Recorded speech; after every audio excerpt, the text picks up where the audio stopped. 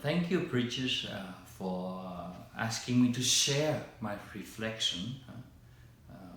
The last few weeks I has been praying, reflecting on the meaning of all of the events that happen around us, especially the virus, coronavirus. What we are going through now is some of the dark experiences of our senses. The virus have brought a lot of uneasy feelings in us. We feel so helpless, powerless, and anxious. We don't know what's going on. There's so much unknown, unpredictable, so much instability that happens around us. I just relate to the poem, The Footprints on the Sand, as I was reflecting on this event, the outbreak of the virus. For me as a missionary in foreign lands, in many other countries in Asia, for almost 16 years, I went through a lot of dark moments in my life. The poem, The Footprints on the Sand, has given me a lot of support during those dark nights of senses when I felt alone, uncertain about my future. Because the poem reminded me that God never abandoned me. He has that covenantal commitment to each one of us. Doesn't matter what we are going through, He will never let us go. Just like the poem describing, He's holding us in His arms, carrying us through the desert of our own experience. What we saw, the set of footprints on the sand, is not really our footprints, but this is God's. He carried us through the shifting sand of the desert of our life. And He loved us like a father whispering into our ears, speaking softly to our hearts, our anxious hearts, and telling us that He loves us. He commits Himself to remain with us and to support us through all the ups and downs in our life. How do we make sense of what's going on right now when all the churches cancel daily masses and Sunday masses? The Eucharist has been the summit and the source of God's presence and God's grace, assisting us through all of the sufferings, the loss, the crisis in our life. Now we cannot gather even before the Blessed Sacrament. We cannot even gather together around the table to Eucharist to experience God's love. How do we make sense of this experience of being taken away from us, the sacramental presence of God? I was reflecting on this, and I think in a way God is really maybe telling us, the whole church, not simply relying on the celebrating of the Eucharist, but we need to become Eucharist to one another. What do I mean by that? This time is the time when we need one another. We need to become Christ-like. We need to become the sacramental presence of Christ to one another. How do we do that?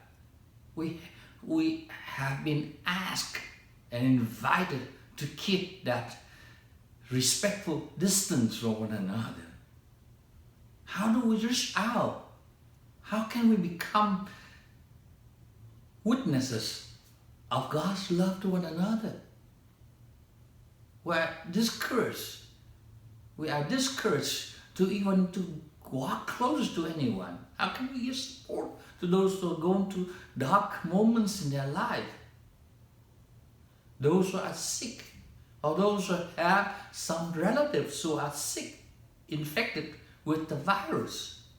I think during this time, we need to recognize that we may not be able to give that physical, affectionate presence, but we can use our voice. We can call one another.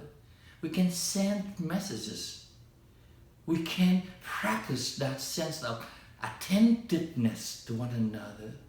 That sometimes I think just a good smile, looking at someone respectfully, lovingly, treating one another with a sense of deep respect, because he or she is my brother and my sister.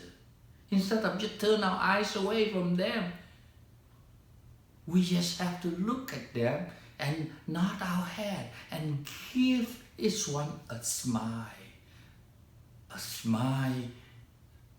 an attentive smile, a compassionate smile can give a lot of support to one another. As parents who are taking care of the children at home now, because we cannot send them to the daycare, we need to practice that sense of care, attentiveness. We need to give to our children the love as parents are expecting to give to the children. This is the moment God gives us an opportunity to strengthen our deep and mutual love for our family members. Maybe we need to be more creative. Maybe we need to spend time to cook a good meal for our family members, for our children.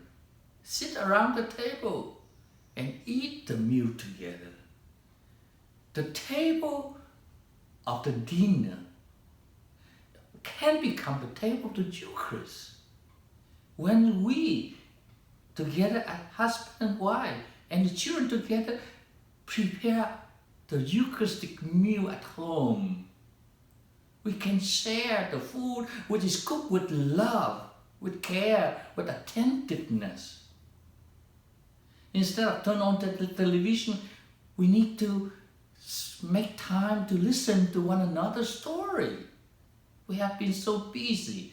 We have not been listening to one another's narrative, the struggles, the feelings that they are experiencing in their life. And sometimes we are failing in understanding and to see behind the feelings there are needs. This is the time for us to practice the dialogue, the art of dialogue, the art of listening, the art of attentiveness, so that we can see and we can hear the feelings of one another and see behind the feelings there are deep needs that we need to respond to one another. There's so much we can do. Sometimes our world has been so well developed with technology, with multimedia. For me, this is a time for us to keep that inner silence. The silence of our heart, which is full of compassion, full of attentiveness to one another. It's a time for us to, instead of become self-centered, try to get what we want. Now is a time for us to become other-centered. When we become other-centered, we know how to empty ourselves. We know how to pay attention to one another, especially their needs, their vulnerability, their limitation, their feeling of powerlessness, we will be able to become Christ to one another. In that moment, when we truly live out what we call the sacramental presence of Christ. For me, that is Eucharist. Vatican II had challenged the Church to become the sacrament of Christ's presence to our world, our family, our society. We have not been really taking it seriously as being our mission. Now is the time for us to practice it, to embody this mission, and to take it as our own mission. Each member of the Catholic Church now, more than ever, need to become that sacramental presence of Christ to one another. Especially when we don't have the Eucharist. We need to become the moving Eucharist. The Eucharist will actually go to people where they are. Maybe not physically, but with our own attentiveness when we pick up the phone, when we send out email messages or text messages.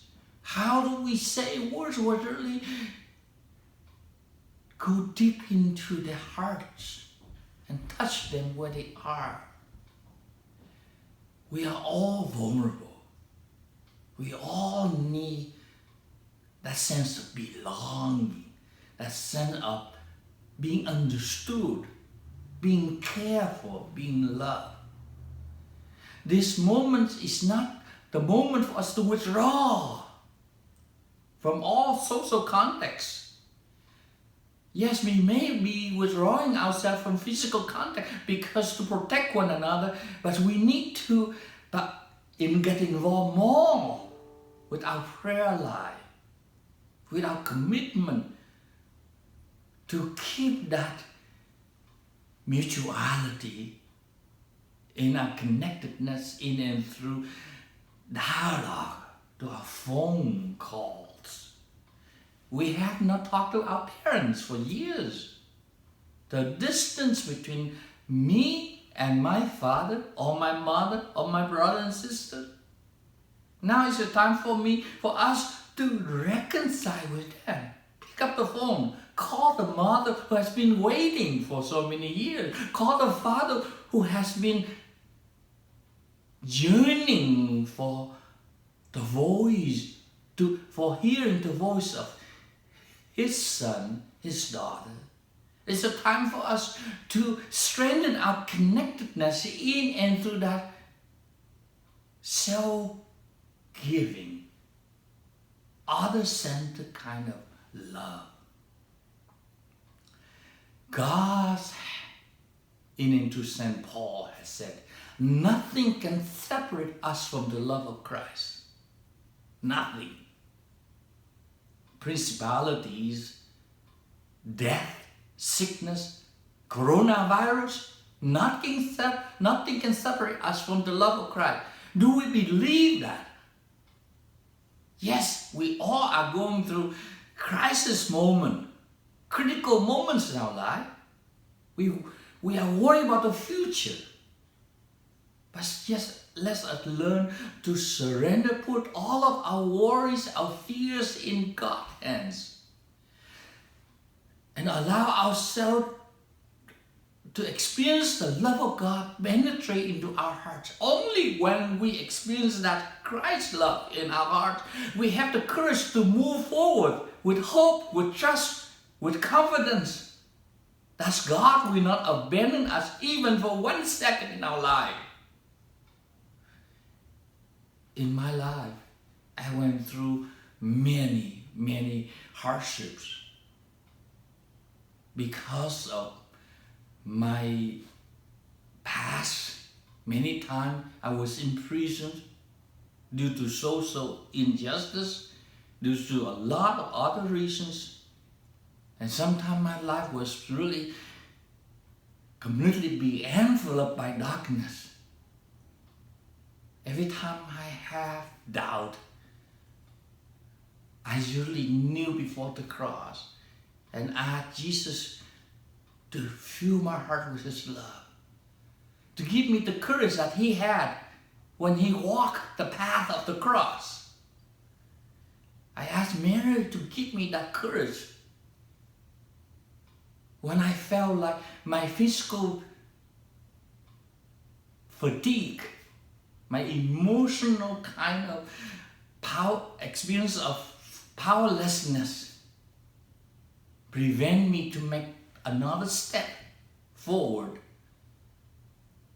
And I feel like every time I was praying to God, God always gives me the courage to make not only one step forward, but many, many steps forward. And as I look back into my life, all of the twists and turns in my life, all of the dark moments of my own life experiences are the moments of blessedness, the moment of God's graces. So I encourage all of you, my brothers and sisters in Christ. We are members of the mystical body of Christ. By our own baptism, we are joined together. By our own commitment to faith, by what Christ has done for us, whether we are Catholics, whether we are non-Catholics, whether we are Christians or non-Christians, the love of the redemptive grace of Christ is touching each one of us. In this moment, we are all joined together in this mystical body of Christ. And now, let us look at one another, not with fear, but look at one another with that deep sense of attentiveness, care, and love. Let us be creative in using whatever means we can to send the message of our love, of God's love to one another, to sustain and to help one another to go through this period of darkness, or the period of the dark night of our senses, praying that soon we will see the light of Christ's love shining into the darkness that's slowly engulfing our whole world right now. We know that nothing can separate us from the love of Christ. Let us continue to hold one another in our own personal prayer, in our commitment to make the next step in faith, in our total surrendering of ourselves, of our future in God's loving providence and care. Thank you very much.